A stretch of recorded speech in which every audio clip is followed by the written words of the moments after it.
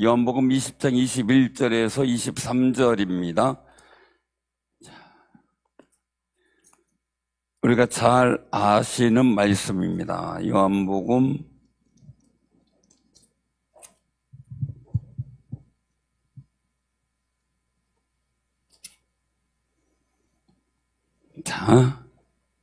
20장 21절에서 23절 교독합니다. 예수께서 또 이르시되 너희에게 평강이 있을지어다. 아버지께서 나를 보내신 것 같이 나도 너희를 보내노라. 이 말씀을 하시고 그들을 향하사 숨을 내쉬며 이르시되 성령을 받으라. 너희가 누구의 죄든지 사하면 사해질 것이요 누구의 죄든지 그대로 두면 그대로 있으리라 하시니라. 아멘. 할렐루야. 주님의 은혜가 여러분들에게 함께 하시길 바랍니다. 문이 닫혀 있어요. 닫혀 있다는 얘기는 뭡니까? 오늘 말씀 속에 19절에 보면 모인 곳의 문들을 닫았다. 닫혔다는 건 뭡니까? 차단됐다 이거죠. 차단됐다. 막았다. 어느 누구도 못 들어오게 한다. 이런 상황. 누군가가 바깥에서 발자국 소리만 나도 가슴이 화들짝 놀랬을 거예요. 제자들은요. 왜냐하면 혹시 잡으러 오는 거 아닌가? 이런 생각들. 예루살렘 공기는 예수님이 소천하신 죽으신 그 일들 속에서 굉장히 무거웠겠죠. 예수님 부활하셨다는 사실도 알았지만 그래도 이게 예수님 부활에 대한 확신 이런 걸보다도 그들이 아직도 이 문을 닫고 있었다는 이야기는 세상에서 자기를 보호할 방법이 그밖에 없었겠죠. 또 죄책감도 있겠죠. 예수님 버리고 도망쳤다는 일들, 스승을 잃었다는 상실감, 이런 여러 가지 상황들, 두려움 내지는 답답함도 있겠죠. 우리도 문 다 닫았잖아요. 근데 우린 그렇진 않죠. 누군가가 잡으러 오는 상황이라면 다를 거예요. 이건 그냥 닫았다 이거보다는 숨어 있다 이게 더 표현이 맞겠죠. 그런데 중요한 것이에요. 오늘 본문 말씀 보니까 어떻게 돼요? 그 19절에 보니까 문 닫았는데 가운데 예수님이 짠 하고 나타나셨어요. 여러분들 같으면 어떻게 하겠어요? 주방에서 뭐 하다가 뒤에서 그냥 누군가가 수고한다고 말 한마디 하려고 가는데 깜짝 놀라죠. 그죠? 화들짝 놀래버리죠. 그 예수님께서 제자들이 가만히 있는데 가운데 짠하고 나타나셨다. 광경이 어땠을까 한번 생각을 해보게 돼요. 그래서 이걸 과학적으로 보면 이 차원이 다른 부활의 모습은 차원이 다르다라는 이야기를 하더라고요. 시공간을 초월하는 그런 모습이 바로 부활의 모습이다라는 것. 어떤 신학자는 그렇게 얘기를 합니다. 상상만 해도 지금 육신은 시공간에 매여 있지만 상상만 해도 그곳에 가 있게 되는 게 부활의 변화된 모습이다라는 거예요. 우리는 지구에서 금성이든 목성이든 어디 가려면 어떻게 해야 돼요?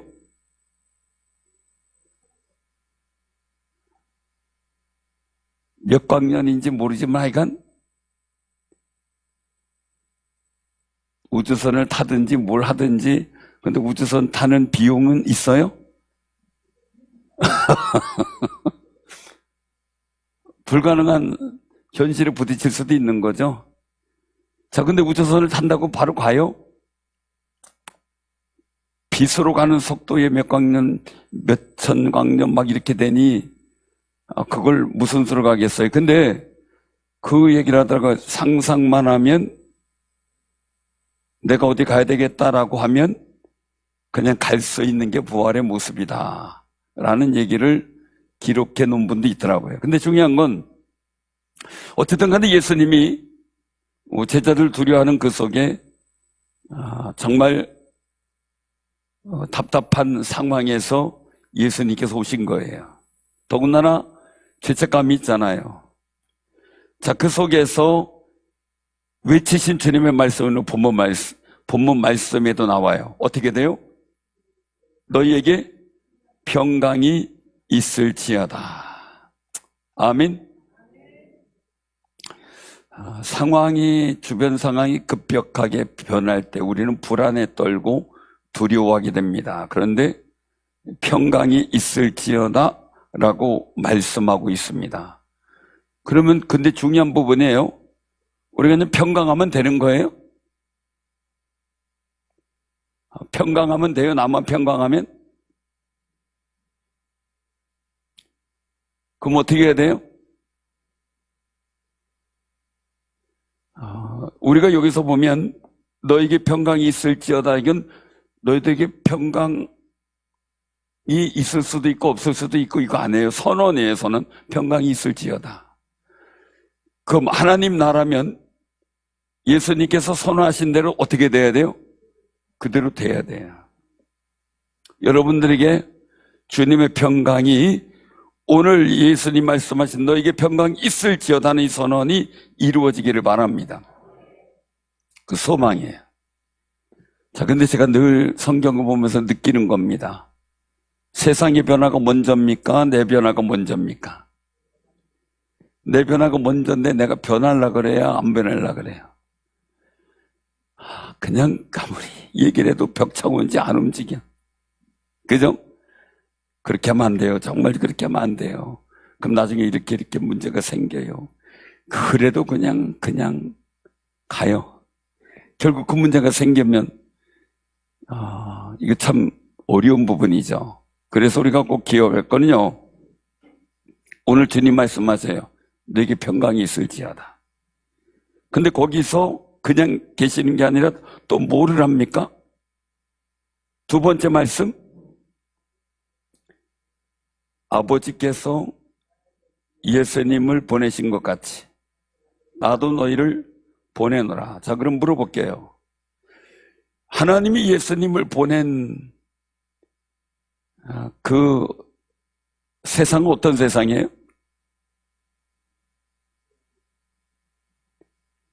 높고 높은 보좌, 영광의 빛이 있는 하늘의 영광이 하나님의 거룩한 빛이 있는 그 아름다운 영광의 도성에서 이 땅에 내려왔을 때 세상은 어땠어요? 어두웠죠.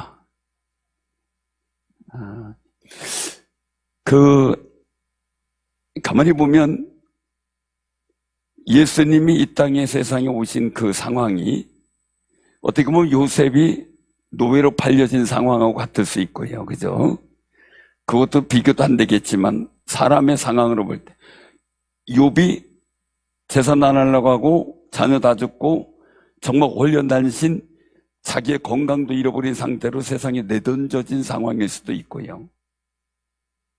또 정말 다윗처럼 형들 전쟁하는데 도시락 싸들고 도시락 전달해주러 가는 이 안타까운 상황이나 또 영들은 사무엘 선지자를 만나러 갔는데 자기 혼자 양을 지키고 있어야 되는 그런 상황들 속에서 있을 수도 있는 거죠.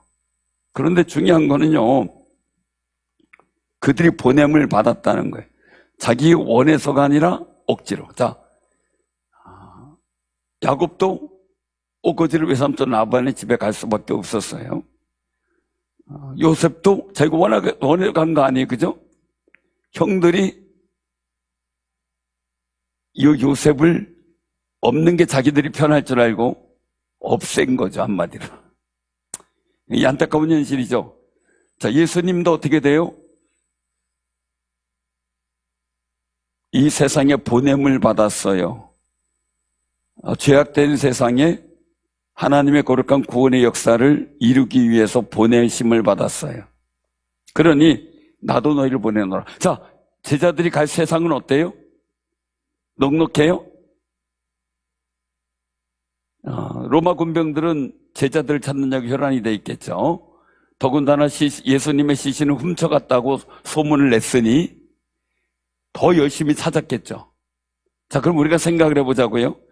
세상이 넉넉지가 않아요. 자유롭지도 않아요. 평안하지도 않아요. 그럼 여러분들이 어떻게 하냐? 여러분들이 사는 세상은 어때요? 제가 신앙생활 할 때요, 하나님 앞에 기도원에서 이제 막 기도하고 아니면 교회에서 기도하고 이러는데 바깥에 나가기가 싫어요. 왜요? 그냥 여기 있고 싶어요. 바깥에 나가면 뭐가 있어요? 내가 부담스러워하는 환경과 여건이 그대로 있는 거죠. 그렇죠? 여러분들 직장에서 보기 싫은 사람이 있어요, 없어요? 있어요? 아, 그래요? 그 뭐 이렇게 저가하고 뭐 가지치기 하러 오는 사람이 마음에 안 드는 사람이 있죠? 있죠. 그렇다고 잘라버릴 수도 없고.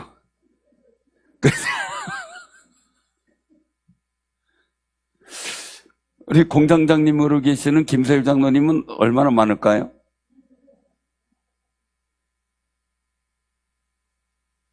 다 좋아요? 그냥 마음에 다 들어요?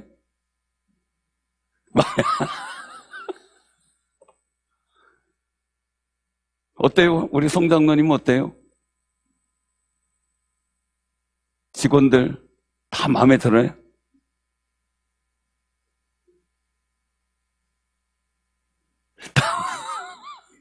나는 내가 만나는 데가 사업장이든 뭐든 다 마음에 드는 사람. 박 기장로님 마음에 들어요, 다?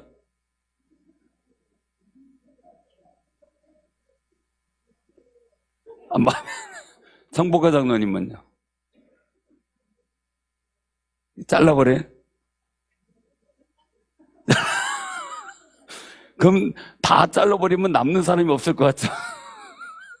문제는. 자, 근데 우리가 한번 생각을 해볼 게 있어요. 그것은 뭐냐면요. 분명히 가는데 예상이 되는 거예요. 평강이 없는 세상에 보내는 거예요. 죄가 있는 세상에 예수님 보내셨어요. 어두운 땅에 빛으로 오신 예수님이 오셨어요. 그러면 우리를 하나님이 예수님 보낸 것처럼 우리를 또 보내신대요.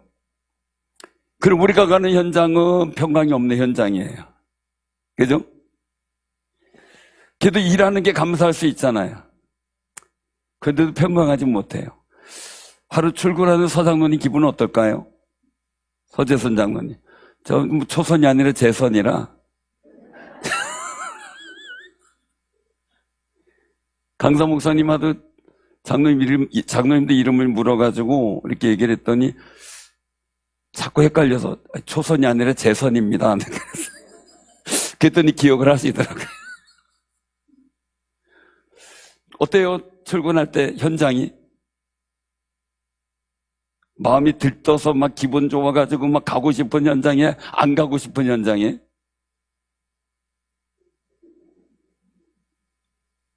사실 할 수 없어서 가는 경우가 많죠?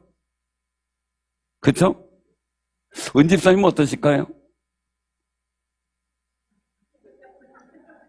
갑자기 물어봐야 돼. 자, 우리의 삶에 부딪히는 게 있고요. 원하지 않는 게 있고요. 바라지 않는 게 있고요. 속상한 게 있고 다 있어요. 자, 그런데 주님은 제자들에게 평강이 있을지어다 하고 나를 보내신 것처럼 나도 너희를 보내마 이렇게 하는 거예요. 우리 현장이 평안하지 않고 답답하고 우울하고 속상한 그런 현장이고 부딪히는 현장일 수 있는데 내가 주님이 선언하신 대로 평강의 일들을 가지고 갈 수 있는 용기가 있다면, 자, 현장이 바뀌어야 돼요? 내가 바뀌어야 돼요? 나는 주님 안에서 바뀌어야 돼요. 나는 하나님 말씀 안에서 바뀌어야 돼요. 근데 나의 삶의 현장은 나로 인해서 바뀌어야 돼요. 아브라함이 가는 현장은 복 있는 현장이 절대 아니에요. 죄악으로 관영해서 심판받을 현장이에요. 자, 그런데 하나님은 아브라함을 보내면서 뭐라 해요? 너는 복이 되라. 너로 인하여 모든 민족이 또한 환경이 복되게 한다는 거예요. 그 우리도 오늘 이 말씀 속에 있는 것처럼 은혜 받았어요. 그 평강의 역사를 내가 받았어요. 그러면 그 마음 속에 내가 바뀌느냐 환경이 바뀌느냐예요. 그것 때문에 믿음의 사람들을 얼마나 많이 몸부림쳤을까. 저도 이걸 몰랐을 때는 싫어, 그냥 기도원 그냥 계속 있고 싶어. 목사님들 선교지 가면은요 다들 그냥 거기 있고 싶대요. 그냥 거기서 선교하고 싶대요. 그래가지고 빨리 여기서 이제 일 마무리하고 빨리 귀국하자라는 분들도 있지만 나 여기 그냥 있고 싶어요 이러는 분도 있어요. 그래서 그 몇몇 분은 요주의 상황에 갔다가 오실 때는 꼭 잘 모시고 와야 된다. 그런 얘기를 해요. 그래서 왜 그런가 이제 얘기를 해보면은 선교지에서 있을 때 선교하러 다니고 그냥 어떻게 보면 선교사님이 거기 상주하는 거하고 일주일 내지 2주일 갔다 오는 거하고는 다르잖아요, 상황이. 그러니까 그 겉모습만 보고 좋아가지고 그렇게 하거든요. 그럼 거기도 또 부딪힐 게 또 있겠죠. 우리가 살아가는 모든 현장이 그렇잖아요. 그런데 나를 왜 보내셨을까 이거예요. 여러분들 삶의 현장이 왜 보내셨을까라는 거예요. 그냥 그 현장이 주는 그런 환경적 영향 때문에 내가 바뀌어야 되는지, 환경이 불안해 두려워 갑자기 갔더니 나도 불안하고 두려워 이렇게 해야 되는지, 내가 평안하니 환경이 평안할지어다 선언하며 살아야 되는지 그 차이라는 거예요. 그래서 예수님께서 원하시는 건 평안할지어다 이거예요. 평강이 있을지어다. 그 평강 갖고 너희가 가는 세상을 평안으로 만들어라 이거예요. 제가 전에도 한번 말씀드렸던 적이 있었는데 두 번째 목회지에서 그 당시에 75세, 76세 정도 되신 할머니 집사님이 계셨어요. 그분은 늘상 제 목을 생각하고 제 건강을 생각해서 닭장에 가 있다가 주일날 아침에 닭장에 가 있다가 꽃게하고 알라면 그거 얼른 받아가지고 오세요. 근데 좀 씻고가지고 오면 좋은데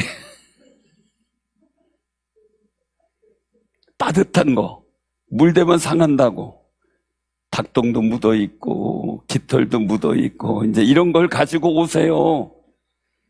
그 좀 닦지도 않으세요. 신선하라고. 그걸 품속에 품고 와가지고 제가 예배당에 들어가려고 이제 사택문 딱 나서면 그 앞에 바로 있어요. 처음에 엄청 놀랐어요. 갑자기 계셔가지고. 그러면 딱 내밀어요. 그럼 그 자리에서 그거 안 먹으면 못 올라가요.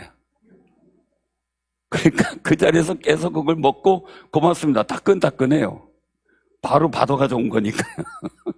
그래가지고 먹고 그랬는데 한 번은 그런 얘기를 하더라고요. 전생 큰일 날 뻔했습니다. 왜냐면 사택문을 딱 열면 턱이 이만큼 높아요. 그래서 발을 그 넘어서 발을 내딛으면 약간 뜰하기 있는데 거긴 안 보여요. 제가 발을 내디딜 때. 근데 그날 보더니 큰일 날 뻔했습니다. 그래서 왜요? 했더니 뱀이 거기 있었대요. 따뜻하니까 또다리를 들고 독사들이에요. 근데 이 집사님이 저 궁금해. 그거 어떻게 했어요? 그랬더니 잡아치웠지요. 그래서 저는 속으로 뱀 좋아하는 분들은 잡아먹을 텐데 그래서 어떻게 잡았어요? 그랬더니 쉬워요. 그래요. 그때 그거더라고요. 뱀을 잡는데 뱀을 쫙 째려본대요. 그럼 뱀이 있다가 뱀도 노려볼 거 아니겠어요? 근데 평안하게 그냥 쫙 째려보면 뱀이 고개를 탁 숙일 때가 있대요. 기죽은 거예요, 그게. 그러니까 할머니 집사님 가만히 지켜보니까 뱀이 기가 죽어서 탁 고개를 숙이더래요. 그 머리에다 침을 태 뱉었대요. 이 겨냥을 잘 하시나 봐요. 머리에 직콩으로 맞았대요. 근데 그 집사님이 그런 얘기예요. 전사님, 사람 침에도 뱀한테는 치명상을 입히는 독이 있어요. 그래는. 우린 괜찮지만. 그 침 톡 뱉고 그 다음에 어떻게 했어요? 궁금해가지고 지금 이제 예배 시간은 다 됐는데 그거 묻고 있는 거야. 그랬더니 저기 돌 하나가 있어가지고 머리 톡 때렸더니 바로 죽어가지고 그냥 그 앞에 논에 버렸다는 거예요. 그래서 깜짝 놀라가지고, 그거 괜찮아? 이거. 아, 쉬워요. 자, 보고 있으면 얘가 기가 죽어요. 너 나한테 죽는다. 이러고 있나 봐요. 뱀이 기가 죽어서 할머니한테 잡혔어요. 체면이 말이 아니죠. 여러분들 독사가요, 그 쉬운 게 아니에요. 왜냐면 제가 시골에 있을 때 어두컴컴한데 뭐가 아마 이제 그 집세로 만든 그런 끈 같아요. 그게 또아리처럼 틀어져 있길래 저게 뭐야? 왜 저런 걸 누가 넣었어? 그래서 걷어차려고 갔다 깜짝 놀란 거예요. 뱀인 거예요. 그 삽이 있는 걸 가지고 3번을 내려쳤는데 못 잡고 도망갔어요. 야, 기가 막히게 피하더라고요. 빠르더라고요. 근데 독살해서 그렇대요. 물어봤더니. 근데 그걸 젊은 저는 못 잡았는데 할머니 집사님이 잡았어요. 저는 뱀이 무서웠고, 솔직히 말씀드리면 뱀이 무서웠고, 그 집사님은 전혀 안 무서웠어요. 그러니까 뱀이 기가 죽는 거예요. 세상이 무서워지는 마음이 내가 있으면 세상은 변화 안 돼요. 그러니 평강이 있을지어다 말씀하시고 내가 너희를 보내노라 말씀하는 거예요. 주님 말씀 속에 평강을 얻어서요, 세상을 예수 그리스도의 거룩한 은혜로 수고하고 무거운 짐진 자들아 다 내게로 오라 내가 너희를 쉬게 하리라 말씀하셨어요. 우리는 예수님 오심으로 하나님과 평강을 누리는 거룩한 존재가 되었어요. 그 하나님과 얻어진 평강을 갖고 세상을 평강으로 만들으라는 거예요. 우리 보내심이. 근데 그러니까 세상에 기죽으면 안 돼요. 그러니 말씀의 힘을 얻고요, 여러분의 삶의 자리에 평안하지 못한 거, 복되지 못한 거 주의 이름으로 선포하며 복되기를 선언하고 기도하는 아름다운 삶이 되시길 바랍니다. 그게 우리가 가져야 될, 주님이 예배드린 여러분에게 주신 말씀을 통해 세상을 보내시는 이유예요. 자, 그런데 또 한 가지 있어요. 이 사명을 맡기는 바성 속에서 나타난 일들을 뭡니까? 그냥 가지 말고 어떻게 하라고요? 22절에 보니까 성령을 받으라. 그래서 우리가 전에는 막 기도할 때 막, 주여 3장 기도합시다. 그럼 막 그랬어요. 성령을 받으라고 후 내쉬면서. 자, 우리 사람은 창조 때부터 다른 건 뭡니까? 하나님의 사람은 생명이 된 사람, 하나님의 영이 있는 사람이에요. 사람의 사람은 사람의 아들과 딸은 성령이 없는 사람이에요. 그러면 하나님의 자녀된 권세를 성령의 임재를 통해 우리는 확신하게 돼요. 내가 평강해야지 안 돼요. 그런데 성령께서 힘주시면 충분히 가능해요. 왜요? 성령이 임하신다니까 권능을 받고. 아멘. 우리 옆에 분들한테 성령 충만합시다. 그러니까 여러분들의 삶 속에요, 여러 가지 기도 제목이 있고 속상한 기도 제목이 있고 구하는 기도 제목이 있어도 첫째가 성령 충만하도록 기도하세요. 성령이 충만해서 흘러 넘쳐서 여러분들 삶의 주변의 모든 상황들이 성령의 운행함이 있어지도록. 하나님은 정지창조 때 말씀하셨어요. 그 말씀이 이 땅에 임하는데 성령이 운행하시며 역사하셨어요. 여러분들 입술의 고백이 여러분들과 함께 동행하는 성령의 은혜를 통해 그 약속대로 이루시는 놀라운 증거가 임할 줄로 믿습니다. 그래서 우리가 악한 사단 마귀하고 싸우기가 힘들어요. 그러나 하나님의 능력인 성령의 은혜를 입으면 아무것도 아니에요. 자, 다윗이 골리앗 이겼어요. 왜 이겼어요? 물론 여호와의 그 자존심을 갖고 나간 것도 맞아요. 근데 가장 중요한 게 뭡니까? 하나님의 영이 함께 하셨어요. 그래서 이긴 거예요. 다윗은 못 이겨요. 그런데 성령이 함께 하시고 임재 속에 나타나니까 된 거예요. 그럼 여러분들 마찬가지예요. 나는 못해요. 그러나 성령이 나와 함께 하셔요. 이것은요, 그냥 받으라라는 것도 뭐예요? 아멘 하면 주시는 거예요.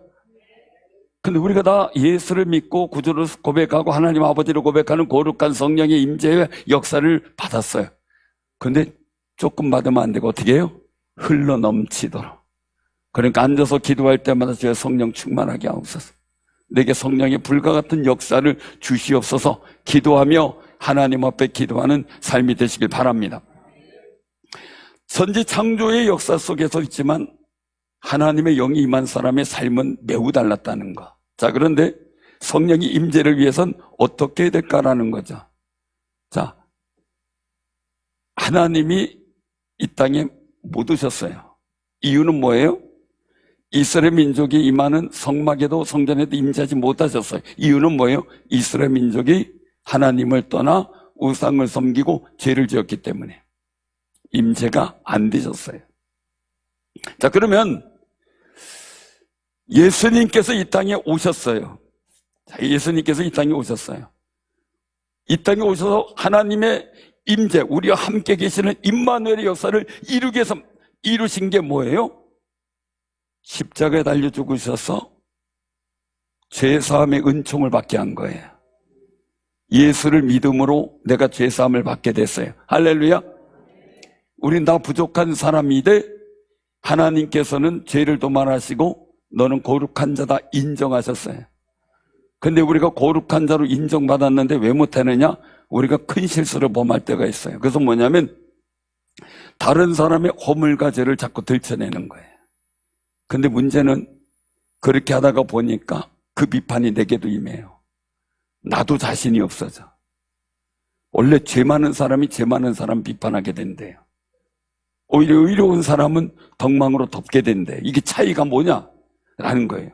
죄의 속성의 일들을 내가 마음속에서 제어하는 것은 예수 그리스도의 이름으로 그 죄를 물리치고 깨끗게 하고 주홍같이 붉을지라도 흰 눈처럼 희게 되는 거예요. 그게 주의 이름의 역사예요. 그 은혜를 받은 우리는 어떻게 되는가? 다른 사람에 대해서 허물을 덮어주고 그리고 또한 위에서 기도해주는 용기가 필요해요. 그래서 선줄로 생각하는 사람은 넘어질까 조심하라. 그리고 또 뭡니까? 다른 사람을 비판하다 나도 그런 죄를 범할까? 나 자신이 조심하라는 거예요. 그게 성경이죠. 자, 근데 오늘 여기서 말씀하고 있어요. 자, 예수님이 오셨기 때문에 오셔서 십자가 달려 죽으시고 부활하심을 통해 죄가 사해졌어요. 그래서 우리의 심령에 성령이 임하셨어요. 우리는 성령의 은혜를 받을 존재가 안 돼요. 그런데 죄사함의 은총을 받고 난 후에 우린 성령의 은혜를 덧입은 사람들이 되었어요. 할렐루야. 거룩하네. 자, 그러면 오늘 여기서 말씀하는 일들이 우리를 세상에 보내시고 삶의 환경에 보내시는 일, 23절 같이 봉독해요. 자, 시작. 너희가 누구의 죄든지 사하면 사하여질 것이요 누구의 죄든지 그대로 두면 그대로 있으리라. 아멘. 자, 나만 죄사함 받은 게 아니라 우리가 죄를 사해 줄 수 있는, 죄를 지워버릴 수 있는 거룩한 은혜가 우리에게 있다는 거예요. 자, 그러면 여러분들 신방 가면 어떻게 해야 돼요? 여러분 집에 신방 가면 뭘 해요? 시골에 있을 때는요, 신방 간다 그러면 대신방이다 그러면요 도배부터 해요. 도배부터 하고요.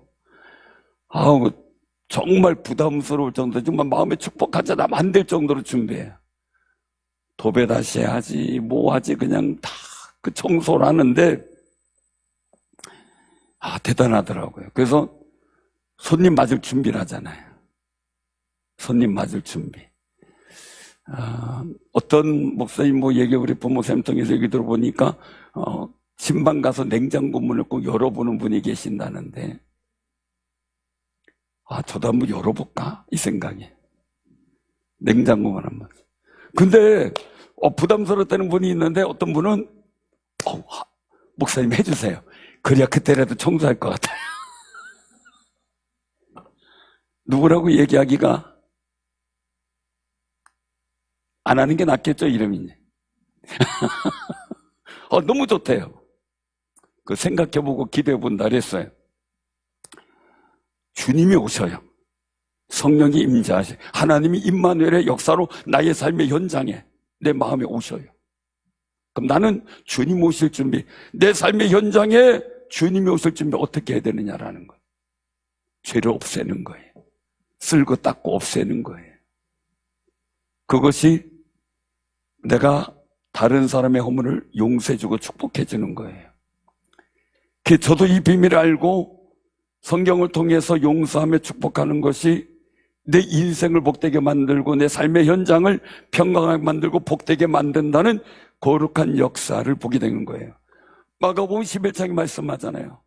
기도하면, 된 줄로 믿으면 태산을 움직인다 그랬어요. 그런데 서서 기도할 때 누가 누구의 허물이 있거든. 어떻게 하라고요? 용서하라는 거예요. 그래 하늘에 계신 아버지께서 우리의 죄를 용서하신다는 거예요. 그 용서가 이루어질 때 주의 능력과 은혜가 임재가 돼요. 그러니 우리 스스로요, 영적 손해보지 말자고요. 아멘. 여기 죄가 그대로 있으면 안 돼요. 주님이 오시지 못해요. 하나님이 동행하지 못해요. 그러니 요셉이 얼마나 그것과 싸웠을까. 속에서 불끈불끈 일어나는 이 형들에 대한 증오와 미움, 얼마나 그걸 싸워 이겼을까. 그 싸워서 이기니까 하나님이 함께 하셨고 형통한 자가 되었다는 거예요. 야, 참 요셉을 생각하면 할수록 눈물이 나요. 얼마나 몸부림쳤을까.